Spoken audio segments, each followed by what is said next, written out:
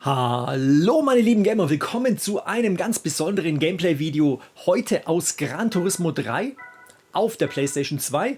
Und zwar deswegen besonders, weil wir heute 3 bizarre Dinge machen werden im Spiel. Und zwar zum einen, wir machen einen Wheelie mit einem Auto.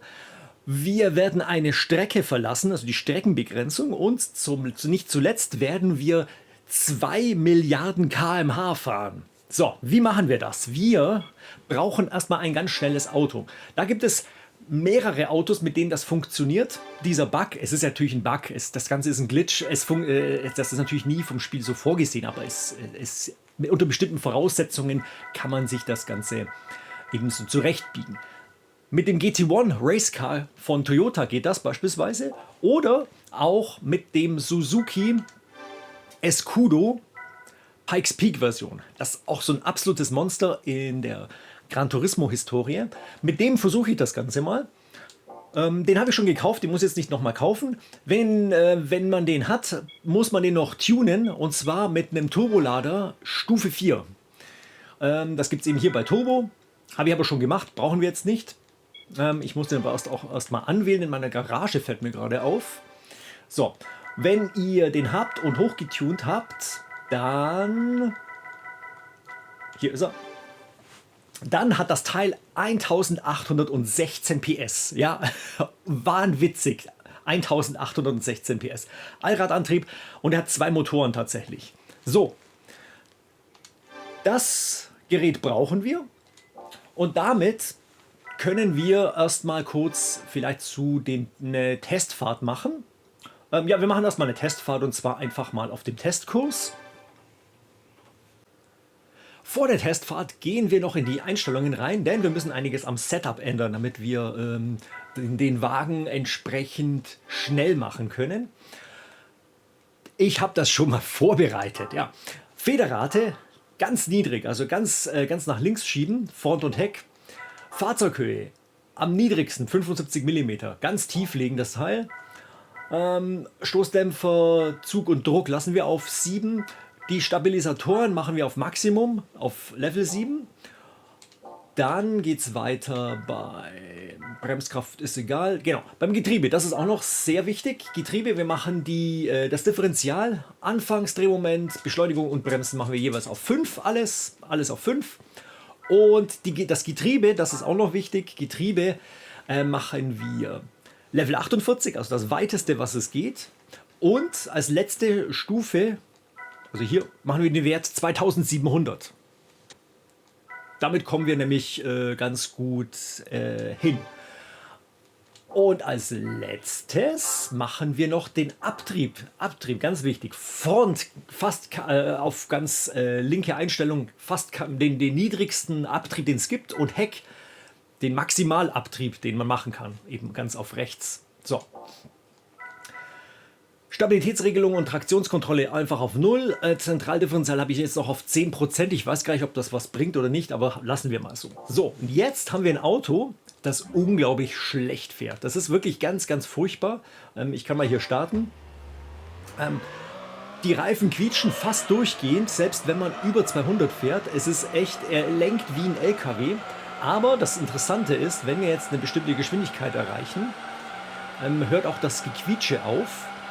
Und ich glaube, ich weiß nicht, ob wir das auf diese Geraden schon hinkriegen. Doch, das Heck, man sieht, die Front hebt ab. Seht ihr das? Die Front hebt ab und ja, ihr macht einen Wheelie. Und jetzt kommt das Krasse. Ihr seht es an der Geschwindigkeit, die wird immer höher. Da, 500 km/h haben wir jetzt schon. Wow, das ist jetzt schon mal ziemlich gut. Jetzt fahre ich mal die Kurve durch und dann machen wir noch die Gegengerade. Schauen wir mal, was wir da so hinkriegen. Ich kann den Wagen quasi nicht von der Bande wegkriegen, auch wenn ich voll einlenke. Es ist unmöglich. Der fährt fast nur geradeaus, fast wie so ein Dragster. Das ist natürlich für nachher noch ein kleiner Nachteil, aber wir brauchen so ein komisches Setup, damit eben die Vorderräder abheben vom Boden. So, jetzt haben wir die Gegengerade. So. Und wieder bei 300, was war es vorhin, 360 oder so, geht er so langsam in die Luft. So, bei 370 sagen wir mal, und dann geht er in die Luft. So, jetzt ist das Interessante, schau dir auf die kmh-Anzeige. Die wird immer schneller. Hier, wir haben 500 km/h, 600 km/h, ja, fast 700 km/h. Das ist schon mal sehr nice. Also komplett verbuggt, weil das ist unmöglich, sowas zu machen. Aber naja, das sind natürlich nicht die 2 Milliarden km/h, die ich euch versprochen habe, aber das ist schon mal die richtigen Voraussetzungen dafür. Jetzt gehen wir am besten zum Arcade-Modus und da können wir nämlich eine freie Strecke wählen. Und zwar eine Strecke, die wir jetzt auch verlassen wollen. Also die Streckenbegrenzung wollen wir verlassen. So. Im Arcade-Modus gehen wir bei Testfahrt rein. Da haben wir nämlich alle Strecken zur Wahl und in dem Fall nehmen wir den Kurs in Seattle. Da gibt es auf jeden Fall eine Stelle, vielleicht sogar zwei, ich bin mir nicht ganz sicher, wo man die Strecke verlassen kann. Das Ganze geht auch in Monaco, beziehungsweise im Kurs, wie heißt der denn? Naja, in dem Grand Prix-Kurs auf jeden Fall. Da geht das Ganze auch. Ich nehme da einfach halt halber mal den Seattle 2 Kurs, aber es ist egal. Das beeinflusst nur die Startrichtung. Hier ist er. Côte d'Azur, so heißt der Kurs, den meinte ich. Das ist der Monaco-Kurs. Auf dem Monaco-Kurs kann man eben die Strecke auch verlassen. Aber ich zeige es euch jetzt mal in Seattle. So. Und bei Seattle ist es so, da kann man am Ende der Startgeraden gibt es eine Stelle, da kann man aus der Strecke ausbrechen, sozusagen. So, jetzt brauche ich erstmal meinen Wagen, sonst funktioniert das nicht. So, da ist er. Dann können wir loslegen. Ich zeige euch jetzt erstmal die langsame Anfahrt an das Ganze. So, wie gesagt, wir fahren jetzt Seattle rückwärts die Strecke. Das heißt, hier kommt eine Doppel links und dann kommt diese lange Startgerade. Die hat auch einen Knick, da müsst ihr aufpassen. Hier ist ein leichter Rechtsknick. Das Problem ist nämlich, das Teil hier ist ganz schlecht zu steuern, vor allen Dingen bei hohen Geschwindigkeiten. Ich fahre es nur langsam mal an. Ich will euch nur zeigen, was ich machen will. Ihr fahrt Vollgas hier durch. Ihr fahrt Vollgas, was geht, hier durch. Und dann zweigt ihr eben nicht nach links ab, sondern ihr visiert hier ein Eck an, nämlich das Eck. Moment, ich fahre mal möglichst ganz genau an. Genau dieses Eck, genau auf dieses Eck müsst ihr zufahren. Zwischen dem Reifenstapel und der Bande. Genau da müsst ihr euren Wagen durchquetschen. Und das klingt jetzt komisch, aber es geht. Ihr müsst, ich weiß nicht, was die Geschwindigkeit ist, irgendwo zwischen 200 und 300 km/h. Und dann ploppt ihr durch. Allerdings kann ich euch gleich sagen, ihr braucht einige Versuche dafür. Aber meine Fehlversuche überspringen wir einmal. Stattdessen zeige ich euch jetzt meinen erfolgreichen Versuch, die Strecke zu verlassen. Ich fahre ein bisschen vorsichtiger an, jetzt hier noch gar nicht Vollgas, sondern erst, wenn ich wirklich auf der Geraden bin, und zwar jetzt voll in die Eisen rein und voll in das Eck rein und plopp. Es ist fast ein bisschen unspektakulär und zuerst denkt man auch gar nicht, dass man die Strecke verlassen hat. Man hat sie aber verlassen, denn das hier, diese Straße hier gehört nicht zur Strecke. Die Strecke ist nämlich links von uns. Und das sieht man jetzt vielleicht noch nicht, aber ich fahre jetzt ein Stück hier vor und dann merkt man es ganz plötzlich. Denn, ja, man ist plötzlich in der Umgebungsgrafik drin. Ja, man sieht es übrigens auch oben links auf dem Radarbildschirm, der grüne Punkt, das sind wir sind außerhalb der Strecke. Und hier, wenn man sich jetzt mal umschaut, ja, man sieht ein Stück der Strecke hier hinter den Bäumen und hier man sieht die ganzen Gebäude in der Umgebung von Seattle und das ist echt sehr schön.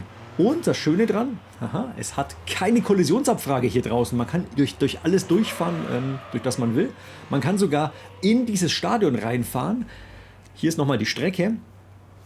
Und dieses Stadion, das sieht man eigentlich nur beim Anbremsen auf der Gegengeraden. Allerdings hier kann man sogar innen reinfahren und das ist wirklich, wirklich spannend, weil das Ganze tatsächlich von den Entwicklern ausmodelliert wurde, obwohl das fast nicht zu sehen ist. Also wir fahren sowieso nicht, im Replay höchstens mal, aber dass sie das gemacht haben, ist schon sehr detailgenau. Ja, wir haben hier noch weitere Gebäude. Hier zum Beispiel die Rückseite ist nicht gemacht worden, von die Rückwand des Gebäudes, weil das braucht sie auch nicht, weil die sieht man auch nicht.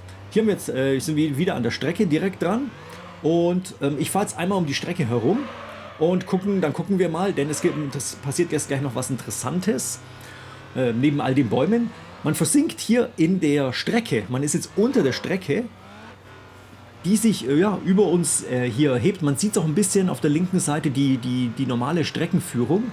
Und wir sind jetzt drunter. Und ja, quasi die Strecke schwebt über uns in der Luft. Hier oben ist eine Tribüne über uns, jetzt sieht man es, da ist die Strecke über uns durchsichtig, weil von dieser Seite wird die nicht dargestellt, nur von der anderen Seite. Ich fahre jetzt hier ein Stück herum, nicht, dass ich zurück auf die Strecke komme. Das kann nämlich passieren. Wenn man zu nah an die Strecke drankommt, wird man wieder eingefangen von der Strecke. Und dann ist man wieder drauf auf der Strecke. Deshalb muss ich hier außen rumfahren. Interessanterweise, man sieht es auch hier im Hintergrund, den Space Needle, das Wahrzeichen von Seattle sieht man jetzt hier. Und was ganz Komisches passiert, ich werde plötzlich in die Luft geschleudert. Es gibt hier einen komischen Punkt, wo scheinbar die Höhe angepasst wird, auch außerhalb von der Strecke. Komischerweise ist auch mein Auto leicht schräg jetzt und man hat ganz, ganz komische Grafikfehler hier draußen, weil das Ganze auch nicht in der richtigen Reihenfolge dargestellt wird, also in der richtigen Reihenfolge gerendert. Hier jetzt unter uns quasi die Strecke, hier sind noch ein paar Wolkenkratzer.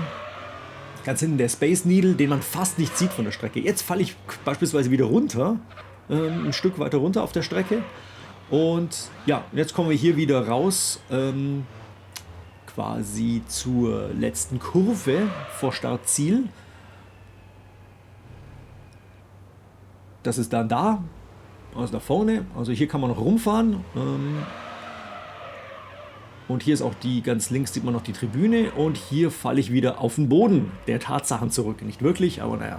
Ich bin immer noch außerhalb der Strecke und jetzt machen wir das, was ich euch seit Anfang an versprochen habe. Wir machen jetzt die 2 Milliarden km/h. Dazu ganz simpel, ich muss einfach nur losbeschleunigen. Ich habe unendlich viel Platz hier, weil ich bin außerhalb der Strecke und deswegen kann man ewig lange beschleunigen. Und wir wissen ja, das Teil hebt gleich ab und dann beschleunigt es immer weiter. Und das ist jetzt richtig spannend, denn der Wagen kippt schon nach hinten. Jetzt haben wir 400 km/h drauf. Dann haben wir jetzt gleich die 500, 600, 700. Es geht richtig, richtig schnell jetzt ab. Und wir sind schon jenseits von Gut und Böse. Und bam, wir haben plötzlich, und zwar richtig, richtig schnell, die 2 Milliarden km/h erreicht. Und dann, was passiert dann? Das Spiel stürzt ab. Es friert ein und man kann nichts mehr machen. Es ist einfach in Dauerschleife, man kann hier nichts mehr machen. Und wir haben die 2 Milliarden km/h erreicht. So einfach ist es, mehr oder weniger. Und noch zur kleinen Info, 2 Milliarden km/h, das bedeutet so ungefähr die zweifache Lichtgeschwindigkeit. Weil Lichtgeschwindigkeit ist ungefähr 1 Milliarde km/h, so circa. Und letztlich, ja, können wir hier in Gran Turismo 3 die Gesetze von Einstein irgendwo über den Haufen werfen. Tja, das ist es mal von Gran Turismo 3 und diesem Bug. Hoffentlich hat es euch gefallen. Wenn ja, könnt ihr gerne ein Gefällt mir da lassen. Dann sieht man sich auch gerne beim nächsten Mal wieder. In diesem Sinne, macht's gut. Bis dahin.